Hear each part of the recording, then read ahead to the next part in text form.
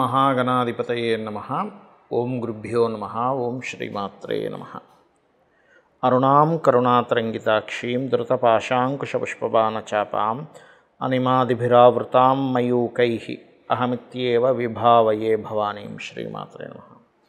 ప్రేక్షకులకి ఆ లలితాంబిక అమ్మవారి యొక్క అనుగ్రహం పరిపూర్ణంగా కలగాలని మనస్ఫూర్తి కోరుకుంటూ మనం ఈరోజు 6వ తేదీ జూలై నుంచి 12వ తేదీ వరకు ఉన్నటువంటి గ్రహస్థితి ఏ విధంగా ఉంది చూసుకున్నట్లయితే, ఈ వార ఫలితాల్లో చంద్రుడు తులారాశి నుంచి మకర రాశి వరకు సంచరిస్తాడు. కుంభంలో రాహువు, మీనంలో శని, అదేవిధంగా వృషభ రాశిలో శుక్రుడు, మిథునంలో గురువు, రవి ఉంటూ గురువు కొంత అస్తంగత్వ దోషంలో ఉన్నాడు. మరియు అదేవిధంగా మనకి బుధగ్రహం కర్కాటకంలోని సింహంలో కుజుడు, కేతువు కలిసి ఉన్నారు. ఈ యొక్క గ్రహస్థితిని అనుసరించి ఏ లగ్నం వారు, లగ్నం తెలియని వారు రాశిని చూసుకోవచ్చు.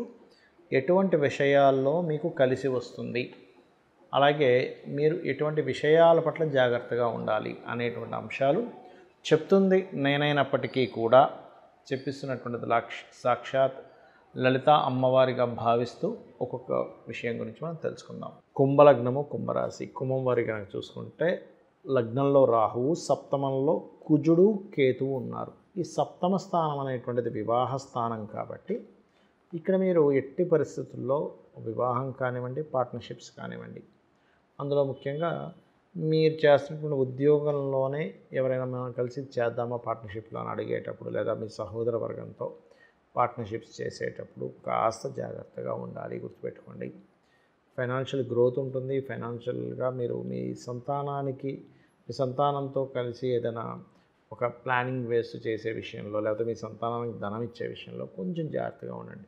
ఎందుకంటే అప్పులు ఇవ్వడం, తీసుకోవడం, లేకపోతే ధనం మ్యాటర్స్, ముఖ్యంగా ఫ్రెండ్స్కి, సంతానానికి ఈ విషయంలో కాస్త జాగ్రత్తగా ఉండాలి. అలాగే మరొక విషయం ఏంటంటే, కొన్ని వివాహ సంబంధించిన విషయాల్లో సహోదర వర్గం మూలంగా కొన్ని సంబంధాలు వద్దనుకోవడము. ఈ యొక్క వారం మీరు ఏదైనా ప్రాపర్టీ తీసుకోవడానికి, ప్రాపర్టీ కావచ్చు, వాహనం కావచ్చు, గృహం కావచ్చు, ఫ్యాషన్ రిలేటెడ్ సంబంధించిన సబ్జెక్ట్స్ నేర్చుకునేటువంటి కోర్సెస్లో జాయిన్ అవ్వడానికి చాలా అనుకూలంగా ఉంది. అయితే మీరు ఎట్టి పరిస్థితుల్లో కూడా 7, 8 తేదీలు మాత్రం ఉద్యోగ సంబంధించిన విషయంలో ఎటువంటి నిర్ణయాలు తీసుకోకండి దయచేసి. అలాగే హోమ్ లోన్స్ కోసం ట్రై చేసేటువంటి వారికి 9, 10, 11 తేదీలు చాలా అనుకూలంగా ఉంది హోమ్ లోన్స్ కోసం ట్రై చేసేటువంటి వారికి. అలాగే మరొక విషయం ఏంటంటే, ఈ కుంభలగ్నానికి లగ్నంలో రాహు, సప్తమంలో కుజకేతులు ఉన్నందుకు ఎట్టి పరిస్థితుల్లో తొందరపడి మాత్రం వివాహ నిర్ణయాలు తీసుకోకండి. మీరు కుజ, కేతు, రాహు, శని గ్రహాల దగ్గర దీపారాధన చేయండి. ఎక్కువగా విష్ణు సహస్రనామాలు, దక్షిణామూర్తి యొక్క ఆరాధన, సూర్య నమస్కారాలు ఎక్కువగా చేయండి. గోవులకి క్యారెట్స్, గ్రాసము తినిపించండి. తద్వారా మీ జీవిత భాగస్వామికి ఎదుగుదల ఉంటుంది. మీ జీవిత భాగస్వామితో వచ్చేటువంటి చిన్న చిన్న మిస్అండర్స్టాండింగ్స్ కూడా తొలగిపోతాయి. చాలామంది అడుగుతున్నటువంటి ప్రశ్నకి ఈరోజు నేను మీకు ఒక విషయాన్ని క్లారిటీ ఇస్తాను.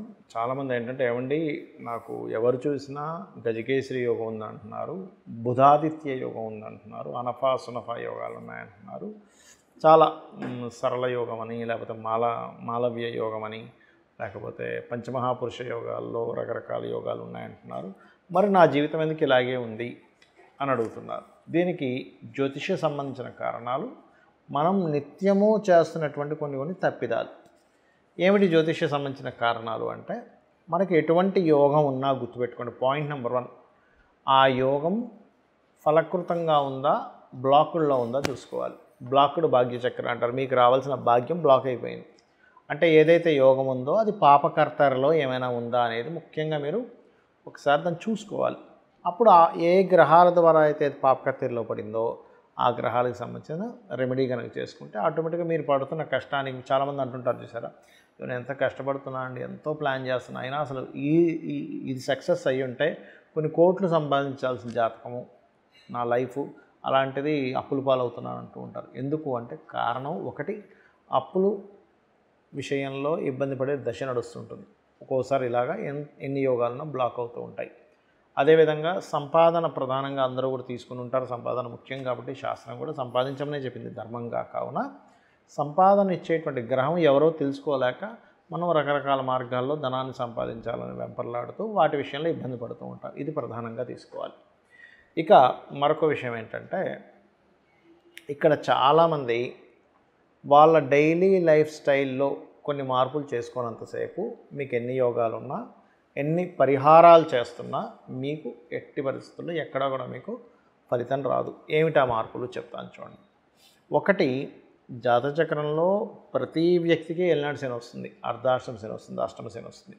లేదా ఈ నేను చాలా వీడియోలో చెప్పాను, ఏమంటే కాలసర్పదోషం జన్మజాతకానికి పని చెయ్యదు, మన పర్సనల్ చార్ట్ కనెక్టివిటీ ఉండదు, దేశకాల పరిస్థితులు బట్టని. చాలామందికి 50% పైనే జాతకులకి ఆ దోషం ఉంటుంది, ఆ యోగం అంటారు దాన్ని ఒరిజినల్గా చెప్పాలి. అది చూసేసుకొని నాకు ఇంకేమీ పనికిరాదేమో, నేను ఎందుకు పనికిరానేమో అని అనుకుంటూ ఉంటారు. ఎందుకంటే మీరు ఒక రోగిని కూడా మీరు గమనిస్తే కొన్ని దేశాల్లో ఇటువంటి పరీక్షలు నిర్వహించారు. కొంతమంది ఒక 40 మంది ఉంటే 20 మందికి ఆపరేషన్ చేశారు, కానీ మీ ఆపరేషన్ సరిగా లేదు అని చెప్పారు. ఇంకొక 20 మందికి ఎటువంటి ఆపరేషన్ చేయకుండా అద్భుతంగా సక్సెస్ అయిందని చెప్పారు. ఎవరికైతే అద్భుతంగా సక్సెస్ అయిందని చెప్పారో వాళ్ళ ఫీలింగ్ వల్ల వీళ్ళకి బాగా నయమైపోయింది ఆపరేషన్ చేయకుండానే. వీళ్ళకి ఆపరేషన్ చేసినప్పటికీ కూడా మరలా ఇది పునరావృతమైంది. అంటే అర్థం ఏమిటి, మనం లోపల ఏం ఫీల్ అవుతున్నాము. చాలామంది చేస్తున్నటువంటి బ్లండర్ మిస్టేక్ ఒకటి చెప్తాను. ఏమిటో అండి, నా శని బాగాలేదు, ఆ శనిగాడు ఏంటో తినేస్తున్నాడు, ఇలాగా దూషణలు చేస్తుంటాము. శని భగవానుడు అంటే ఏమిటి, ప్లానెట్స్ అన్నీ దేవతా స్వరూపాలు, మనం ఎట్టి పరిస్థితుల్లో వాళ్ళని దూషించకూడదు ఒకటి. రెండవది, పోస్ట్పోన్ చేస్తూ ఉంటాం మనం పనులు, మనకు తెలియకుండానే శాటర్న్ని ఆహ్వానిస్తున్నాం పోస్ట్పోన్ చేయడం వల్ల. ఇక మూడో విషయం ఏమిటంటే, ఇక్కడ కాలసర్పయోగం ఉంది, సర్పదోషం వల్ల నేను ఇరుక్కుపోయానని చెప్తూ ఉంటారు. చాలామందికి చెప్పింది ఏంటంటే 180 మంది ప్రెసిడెంట్లకు ఉంది ఈ యోగము, మరి వాళ్ళు ప్రెసిడెంట్లు ఎలా అయ్యారని ఒకసారి ఆలోచిస్తూ, ప్రధానంగా ఇక్కడ నిత్యము దేవతారాధన చేయండి. మీ పూర్వజన్మ కర్మ తొలగడానికి ఇది ఒక్కటే మార్గం ఉంది. నిత్యం దేవతారాధన, లలితా సహస్రనామాలు, ఏదైనా ఆలయానికి వెళ్ళి సేవ చేయడము, లేదా రోజు సూర్య నమస్కారాలు, ఇవి ప్రధానంగా పాటించండి. ఇంకా ఎక్కువ ఇబ్బంది ఉంది అనుకున్నప్పుడు ఇంట్లో దేవతారాధనతో పాటు 1-2 నిమిషాలైనా మీకు దగ్గరలో ఉండే ఆలయానికి వెళ్ళొస్తూ ఉండండి. మీరే ఒక 40 రోజుల్లో మీ లైఫ్ స్టైల్లో, మీ ఆలోచన విధానంలో, మీ కాన్ఫిడెన్స్ లెవెల్స్లో మీకున్నటువంటి పరిస్థితుల్లో మార్పుల్ని ఖచ్చితంగా చూస్తారు. అందులో ఎటువంటి సందేహం లేదు, గుర్తుపెట్టుకోండి. అలాగే మనకి లగ్నం నుంచి 12 భావాల్లో అందరికీ, భూమి మీద పుట్టిన ప్రతి ఒక్కరికి ఏదో ఒకటి వీక్గా ఉంటుంది. అది లగ్నం కావచ్చు, ధనస్థానం అంటే ధనం వచ్చేటువంటి ధనస్థానం కావచ్చు, తోబుట్టువులతో ఉండేటువంటి రిలేషన్ విషయంలో కావచ్చు, గృహము వాహనం పొందలేకపోతున్నాం అనే 4th హౌస్ కావచ్చు, సంతానం కోసం ఇబ్బంది పడుతున్న 5వ స్థానం కావచ్చు, రుణరోగ శత్రువులతో ఏర్పడుతున్నటువంటి 6వ స్థానం కావచ్చు. ఇలాగా వివాహము, ఇన్వెస్ట్మెంట్స్, ఏ స్థానం ఏదో ఒకటి వాళ్ళకి వీక్గా ఉంటుంది. సింపుల్గా ఆ వీక్గా ఉండే స్థానం ఏంటో తెలుసుకుని దానికి సంబంధించిన దానం ఇవ్వడము, దాన్ని ఎలా స్ట్రాంగ్ చేసుకోవాలో తెలుసుకుంటే సరిపోతుంది. అయితే వీటన్నిటికంటే ముఖ్యంగా మీరు నిత్య దీపారాధన, నిత్య దేవతారాధన చేస్తూ సూర్య నమస్కారాలు కనుక చేస్తున్నట్లయితే, ఏ జీవైనా సరే ఈ భూమి మీద జన్మించి అనుభవించేది రుణాలు, రోగాలు, శత్రువులు. జంతువులకైతే శత్రుత్వం ఉంటుంది, రోగాలు ఉంటాయి, శత్రుత్వాలు ఉంటాయి, కానీ రుణాలు ఉండవు. అంటే ఇక్కడ రుణం అంటే ఏంటంటే, మనం అంతసేపు ఒకరి దగ్గర ధనం తీసుకున్న రుణమే అనుకుంటాం, కాదు. మనం ఒకరికి రుణపడి ఉంటాము, అందుకే వాళ్ళకి అన్నం తినిపిస్తాము, లేకపోతే వాళ్ళకి బట్టలు కొంటాము, లేకపోతే వాళ్ళకి ఏదో మనం పని చేసి పెడతాము, వాళ్ళ దగ్గర కొంత సర్వీసెస్ ఇవ్వాల్సి వస్తూ ఉంటుంది, వాళ్ళ దగ్గర డబ్బులు తీసుకుంటాము, ఇలా రకరకాలుగా ఉంటాయి. మీకు 6వ స్థానంలో ఏ గ్రహాలు అయితే ఉన్నాయో ఆ గ్రహాల కంటే లగ్నం నుంచి 6వ స్థానం, చంద్రుడి నుంచి కాదు, ఆ గ్రహాలకు సంబంధించిన దానం ఇవ్వండి.